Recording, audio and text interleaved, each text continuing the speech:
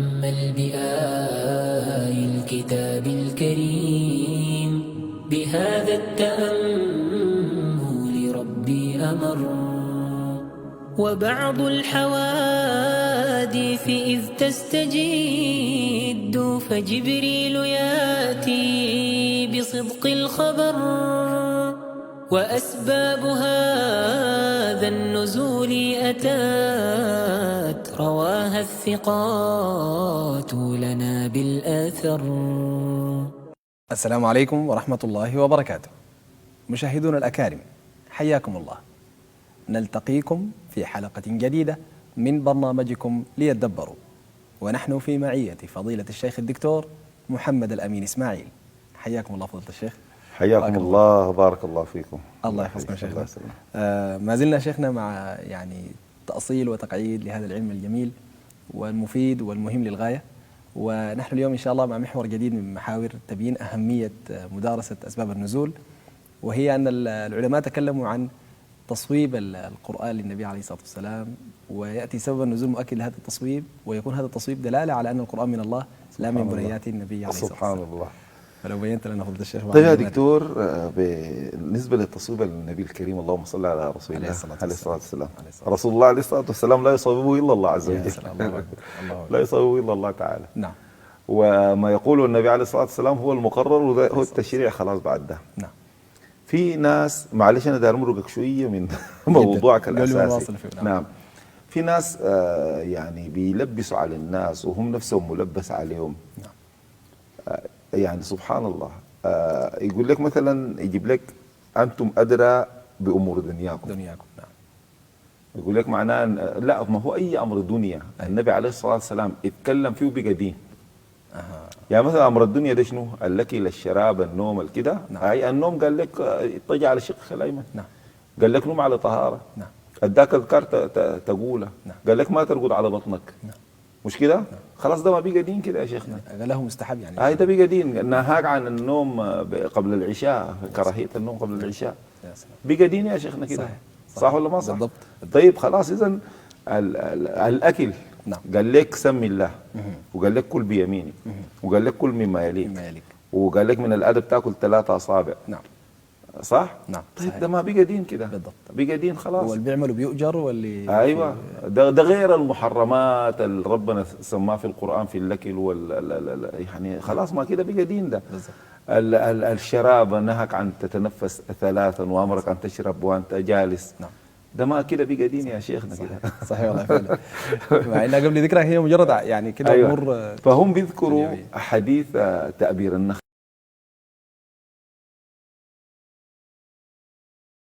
نعم. بيلقحوا النخل يعني حكمة الله. عنده الذكر وعنده الأنثى. صحيح. فبلقحوا، فسألهم الرسول عليه الصلاة والسلام. قال له يا رسول الله، نحن بنلقح نأبر النخل كده. فقال لا أظن يعني إنه يعني ما بيغير شيء يعني. بيسموه البيت شيخنا الشمالية. أيوة سبحان الله. نعم. فحكمة الله طوال استجابوا لأمر النبي عليه الصلاة والسلام. فأنتج شيص اللي هو التمر الرديء يعني ما ملقح. نعم. فسألهم النبي عليه الصلاة والسلام، قال له والله يا رسول الله، انت اللي قلت لنا خليناه بقى كده ده. يا سلام. فقال عليه الصلاة والسلام، انما ظننت ظنا. نعم. انا ظننت ظنا. او انما قلت بظني. نعم. وانتم ادرى بامور دنياكم. والحديث جاء بروايات كثيره وجاء في الصحاح وكده. نعم. ده الحديث. نعم. طيب في ناس يمسكوا لك اول حاجه يا اخي حكمه يعلمها الله تعالى. نعم. والنبي عليه الصلاه والسلام لا يصوبه الا الله، او هو الذي يصوب نفسه. يعني ده اقول لك كلام يا شيخ عاصم. نعم. تصور انه الرسول، اللهم صل على سيدنا رسول الله عليه الصلاه والسلام، قال للصحابه ما تأبروا النخل. وظل على ذلك الى ان التحق بالرفيق الاعلى. هل بيجوز لنا نأبره ثاني؟ لا يجوز. ما يجوز. ما خلاص انتهى الكلام. بالضبط. بقى دين كده. صحيح. فهو النبي عليه الصلاه والسلام هو الذي يصوب نفسه او بامر الله تعالى. لكن اصلا ما ممكن يجي ابو بكر الصديق يقول لهم النبي عليه الصلاه والسلام قال لكم، لكن انا قلت لكم. ما ممكن اصلا. مش كده؟ نعم. صحيح. او قد الصحابي يقول له شيء في وجود النبي عليه الصلاه والسلام، والنبي عليه الصلاه والسلام اذا قبلوا بيبقى ده الدين. يعني اديك امثله بيذكروها اهل العلم. نعم. وان كان استند فيه مقال الحباب بن المنذر، قصته معروفه. نعم. قال لي يا رسول الله، هو انزلك الله اياه؟ هي الحرب الحيله والحرب والمكيده. قال بل هي الحرب والحيلة والخدعة والمكيد. الحديث عند الحاكم في المستدرك، عند جماعة من الناس السير، لكن في السند في مقال الحق يقال يعني. نعم. لكن بيذكروا كمثال يعني. فقال له والله يا رسول الله كان داير رأيي طالما ده ما ربنا أمرك بكده الحتة دي ما مناسبة. المناسب شنو؟ قال لي المناسب نمشي قدام. ايوه. الآبار دي كلها نخليها ورانا عشان نحن نشرب وهم ما يشربوا. ايوه نكون سبقناهم. ايوه نعم. فالنبي عليه الصلاه والسلام يعني ان صح يعني نعم. وافقوا على ذلك. نعم. خلاص طيب هقول وبعدين اول حاجه شوف ادب الصحابي، قال لي يا رسول الله المنزل ده ربنا نزلك له، كان نزلك له ما عندنا كلام. خلاص ما في كلام. خلاص ده الدين كده ده. نعم صحيح. اذا كان مساله حرب، انا الحرب والله عندي فيها خبره كويسه. يا سلام. انا عندي فيها خبره كويسه. نعم. خير الابار دي كلها تكون ورانا بيجا ونحن نكون بقدام له. فإن صح أجابه النبي عليه الصلاة والسلام.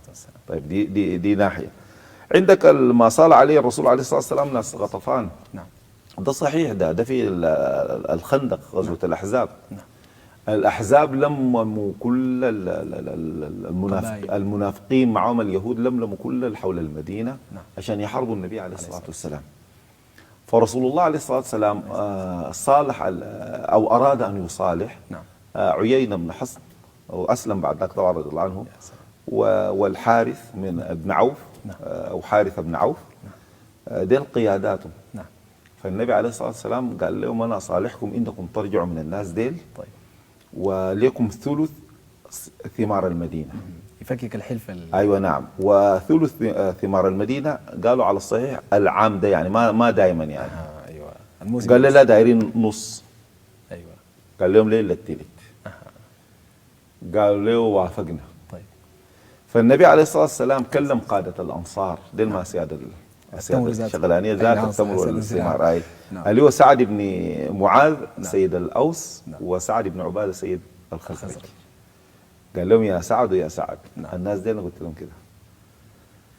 سعد بن معاذ رضي الله عنه قال لي يا رسول الله نحن الناس دي معهم كنا في الجاهلية نعبد الأوثان ونشرك بالله. نحن ذاتنا كنا مشركين زينا، ما بنديهم حاجة إلا بيعا أو قرة. يا واحد يجي نكرمه نديك إكرام ضيف هدية ولا نبيع لهم، لكن كون الشراء كده نديهم كده دي في الجاهلية نحن ما سوينا. الزلة دي ما فيا رسول الله الشيء ده هل ده من يعني قبال ما يقول الكلام ده. أيوه. قال لي هل ده منزل ربنا اداك له؟ قال لي قول كده.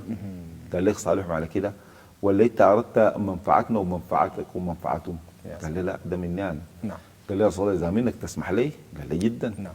بالمعنى يعني. نعم صحيح. قال له جدا اسمع عليك. قال له والله يا رسول الله نحن زمان لما بنعبد الاوثان نعم نحن الناس دي ما قاعد نديهم الا قرى ولا بيع. هسه يجي ونحن ربنا عزانا بالاسلام وهم معاديننا لو جايين مع عدانا يحاربونا نديه. والله يا رسول الله كان على كلامي والله حاجه ما نديها لهم. فسر رسول الله صلى الله عليه وسلم، فرح النبي عليه الصلاه والسلام، فرح لقوله هذا وقال عليه الصلاه والسلام خلاص. ومشى قال للجماعه دي قال لهم الحرب بس ما معاكم اي صلح، دايرين تقاتلوا مع الناس دي بنحاربكم، دايرين ارجعوا سالمين ما عندنا معاكم مشكله. وطيب فشوف التصويب من النبي عليه الصلاه والسلام يصوب نفسه. يعني عليك الله يا شيخنا تخيل انه النبي عليه الصلاه والسلام قال بس انا دار صالح ناس غطفان دول يشيلوا تلت الثمار، ثاني ده بيقدر يقول حاجه ابدا بيقدر يقول حاجه. صحيح. فلذلك دي مساله مهمه لكل مسلم ومسلمه. نعم. يعني دي اصول، دي ما حاجه ساي كده ولا حاجه. نعم. يعني الناس يمسكوا وتلقى ناس لا خلاق لهم ولا عندهم قضيه بالدين والتدين يجي يقول لك تعبير النخل. انت الدين بتعرف وش نزاعته يعني. قول لي تعبير النخل ده رواه النزاع بالضبط كده. نعم. فيعني النبي عليه الصلاه والسلام ياتي التصويب من الله تعالى، يصوب الرسول صلى الله عليه وسلم نفسه، كل وحي من الله عز وجل، لكن ما في اي انسان عنده الحق ان يصيب النبي عليه الصلاه والسلام. انا اديك مثال قريب لتعبير النخل يا شيخنا. النبي عليه الصلاة والسلام نهى أن يلقح الحصان بالحمار اللي هو بينتج البغل. نعم. مش كده؟ نعم صحيح. نهى لهسه النهي باقي. سبحان الله. حاجة تصويب ثاني. حاجة تصويب. إذا حصل تلقائيا في ناس كفار لقحوهم. نعم. ناس ما عارفين الحديث ركبوا والله ذكروا في القرآن الخيل والبغالة والحمير اللي تركبوها وزينة. وهو ذاته كان عنده بغلة مشكلة. وكان النبي عليه الصلاة والسلام عنده بغلة ودير إليه بغل عليه الصلاة والسلام. نعم. وركب البغل عليه الصلاة والسلام. فإذا النهي ده ظل باقي. الحكمة من ذلك قالوا لأنه في انقطاع النسل. ما بيلد نهائي سبحان الله، ما فيه تغيير للخلق يعني أساس الخلق يعني سبحان الله. فما بيلد البغل. نعم. فنهى النبي عليه الصلاة والسلام خلاص بقينا على هذا الأصل، بقينا على هذا الأصل. نعم. بعد ذاك حرام مكروه ده موضوع خلافات فقهية ثانية يعني. نعم. لكن طالما نهى يعني نهى هنا ونهى هناك. نعم. هناك غيره صلى الله عليه وسلم وهنا ظلت باقية، ظل الحكم باقي. نعم. فلذلك مهم جدا أي مسلم يعرف إنه ما في أحد بيصوب النبي عليه الصلاة والسلام إلا الله جل جلاله، وإنه الأصل فيما يفعله رسول الله عليه الصلاة والسلام. يعني أسأل الأمثلة اللي أنت بتجيبها دي كلها فيها حكم، لابد أراد الله أن يكون ذلك، وفيها دروس عظيمة جدا لكل مسلم ومسلمة في أي آية. الحكم الذي قاله النبي عليه الصلاة والسلام ثم الأمر الذي قاله الله سبحانه وتعالى، فأصبح تغييرا لما حكم النبي عليه الصلاة والسلام. ممكن تديها معنى زي معاني النسخ، ممكن تديها معنى زي معاني تدرج التشريع، ممكن تديها معنى زي معاني لفت للانتباه. يعني كلنا حافظين الحديث. نعم. يغفر للشهيد كل ذنب يا رسول الله؟ نعم. قال نعم، مش كده؟ نعم صحيح. فذهب الرجل ثاني ناداه. نعم. قال لماذا قلت؟ قال قلت يغفر للشهيد كل ذنب. قال نعم إلا الدين. جاءني ها جبريل الآن. حديث حافظين صح وبنقوله، لكن في حاجة نفكر فيها يا شيخ. نعم. الدين ذنب؟ أنا هسه كنت حاسس هاي الدين ما ذنب فعلا صح، لكن ده تغليظ للدين. يا سبحان الله. وبعدين سبحان الله يعني تصور الحديث يغفر للشهيد كل ذنب يا رسول الله؟ نعم إلا الدين. نعم. تخيل الحديث جاي كده. أو يغفر للشهيد كل ذنب؟ نعم. امشي تعال راجع، قلت شنو قلت؟ نعم الا الدين جاني. دي بتديك شغله ضخمه جدا، وشغله دخل فيها جبريل عليه السلام وكده، بتديك تضخيم لمساله الدين يعني. فهذا هو المراد. هذا هو المراد. ايوه، دي الحكمه هنا، انه الدين ده ما حاجه سهله. سيدة عائشه قالت سمعت رسول الله عليه الصلاه والسلام كثيرا ما يقول اللهم اني اعوذ بك من الكفر ومن الدين. قلت يا رسول الله أتجعل الدين مع الكفر؟ قال نعم. لا إله.